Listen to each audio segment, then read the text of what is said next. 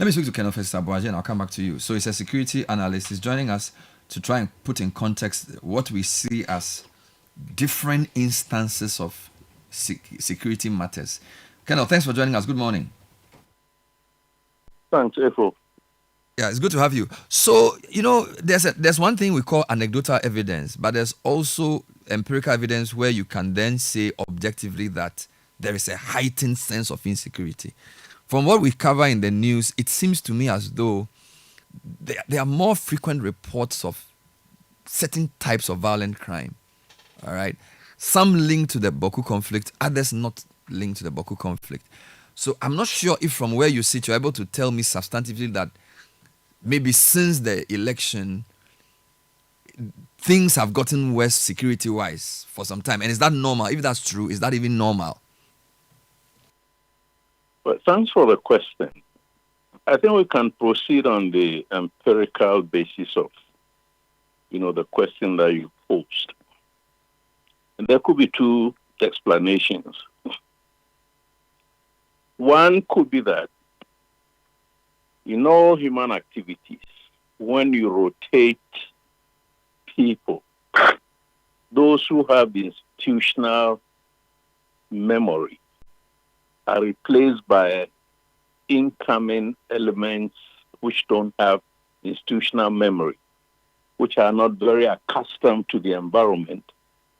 Now, that weakness in that particular phase can be exploited by people who stand to gain from this paradigm. That could be one explanation for what is happening. That when we brought in the new government or the new administration, security at various nodal points, take Terminal 3, for instance, had to be, the elements had to be replaced with new personnel.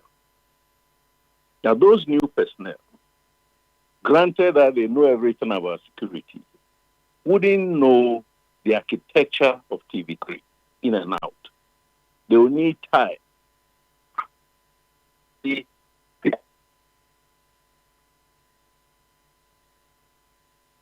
Now, so could it also be that certain miscreants or people who commit crimes but associate themselves with a political party may either feel more emboldened when their party is in power or vice versa, for which reason that rotation creates the insecurity we see as well? Is that something we can deduce that from? Could be one explanation. The other explanation is that it could very well mean that this new administration is being transparent and is being effective in uncovering, in detecting and reporting crime, whereas in the past they might have been swept, under the carpet. Now, take, for instance, and I'm saying this for purposes of, education. Take the cocaine haul in the central region. Was it in January, for instance? It didn't happen in January. It happened before the new administration came into office. But the previous administration never told Ghanaians about the impounding of any cocaine haul. But this new administration came out and told Ghanaians what it had found in the Western region, that it needed some kind of explanation to bring to Accra, because Accra is where, the expertise and the technology is. The other example is a minister coming out, for instance, to tell us about two instances. That's the way I understand the narrative of missing ammunition. One, and ammunition being irregularly moved from the Ghana Armed Forces to national security. That's one instance. It's all about transparency. It's about the philosophy of how the new administration wants to govern. The instance, yes. Okay, wait. So while I appreciate that, there are some of the instances that is the media that reports. So I'll give you an example. So Gwakope report I just read from a listener is not something the police necessarily put out. It's a petrified citizen who sent that to us. And quite a number of the reports that we put in the media are not necessarily official communication. It's more something has happened, somebody has been killed, and then they report it to the media. So I feel like there's also a lot of that. So even if the security is being transparent and saying ammunition has been lost or we've made this cocaine haul, I think the point around violent crime and its reportage has more to do with the way it happens and the spontaneity of the media report. Because from what you've said, you could argue that there is a new climate, a new governance climate in the country where people feel more comfortable.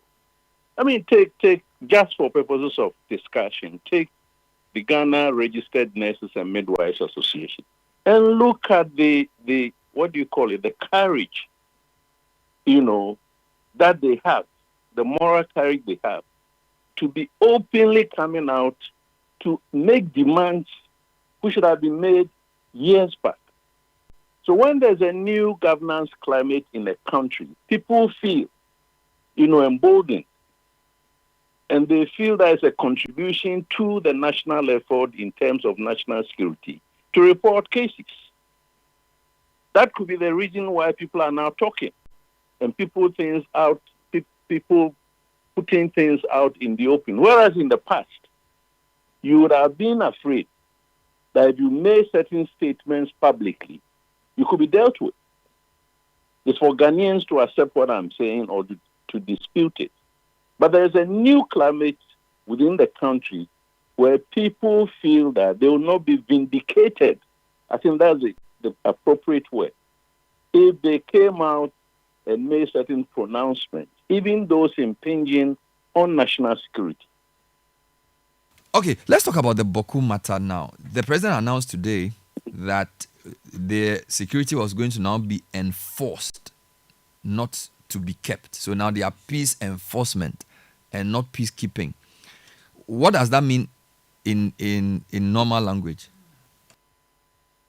It's very complicated. In fact, it's not complicated, but we have made it complicated. Let me start by saying that I read a post in social media attributed to CTFM or City News or so, saying that this force is going to conduct counterinsurgency. So I've responded in social media that there's no insurgency anywhere in Bawku, or for that matter, any part of Ghana. These are specialized terms. Now, in internal crisis in democracies, you do not use terms that the UN uses, when there's a country that is unstable and the UN or the AU or ECOWAS need to mobilize external neutral actors to go in and enforce peace. Examples would be Liberia. You could say peace enforcement in Liberia. But internally, we maintain peace and security within democracies. So I'm disputing the usage of UN terminologies which don't apply, which has led to this, idea that there is insurgency somewhere in Bawku. It's not insurgency. Insurgency is when a political movement or a movement that is armed seizes control, a sizable part of a country, and replaces the statutory authority with its own administration. That is not what is happening in Bawku. In Bawku, the government of Ghana is still in control. So it's not an insurgency. And the Operation Madaburi Task Force is not there to fight an insurgency. I maintain that the mission of the Operation Madaburi Task Force is to maintain and restore peace and stability. Granted that the political authority says to go and enforce the peace, we understand what that means. Practically, what it means is that a higher threshold of force is going to be used. It's permissible. beyond using force in self-defense and in the protection of elements of the task force and other facilities and installations and so on. This force is now prepared. And we saw some of the equipment that are being deployed there, which to me is a bit on the other side. Twin-barreled anti-aircraft or anti-tank, whatever it is. Are you going to fight civilians with those kinds of, armaments? But maybe it's to show force and try to intimidate those who are creating trouble in Bawku. So we are going to see more of the same things. The curfew already has been enhanced. We are going to see more patrols because there are more human beings in terms of the soldiers. We're going to see more facilities being protected, what we call the static protection duties. We're going to see more of the convoy escorts. And indeed, if the essential service personnel remain, teachers, nurses, this enhanced force will be in a position to protect them from home to work and back. Okay. They may not necessarily be able, to protect them, every individual in wherever they live. All right. Now, finally, I haven't seen the article you referred to, so I'll be happy if you send it to me, because these days there are many false articles in the system, and it could also be maybe an opinion piece. So let's be very clear what we are talking about when you make reference to that story. Finally, it seems as if the conflict has moved beyond the physical Bawku general northeast enclave. Of course, there's a curfew in Bawku and also in Nalerigu. There were some shootings in the Ashanti region, Asawasi, a couple of shootings. Even this morning, somebody is linking some shooting in some parts of Ashaiman to the conflict. So it appears as though there is some sort of spillover. How concerning is that for you as an analyst? That is extremely concerning. In other words, the geographical area of the conflict has spread, not by creeping inches outside of the Bawku jurisdiction or Bawku area, but now to anywhere that you have Kusasis and you have Mampusis. And of course, we know that no state in that context will be able to easily detect that some people are around Abobloshi, for instance, or some people in Asawasi or some Zongo here, central region, and so on and so forth, Volta region, are going to be attacked by one party or the other. That has led me to suggest strongly that the government needs to invest more intelligence resources in addressing the Bawku conflict. And I think those in the industry will understand what I mean. Both the security intelligence operatives and the technologies that the government has must be brought to bear on the Bawku conflict. Because what is happening is that these elements that we call spoilers, and yesterday the president made reference to that some people are bent on unraveling the peace process.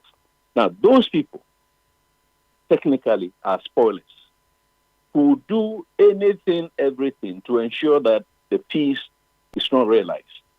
Now, detecting them may be easy, may not be easy. You look for the warlords, and I believe national security knows certain individuals who are behind, the Bawku crisis, either as financiers or opinion leaders or whoever they are. You target them using technology and using human intelligence in order to not neutralize like killing them, by silencing their platforms and so on and so forth. But it's very scary because in the process, there could be collateral damage.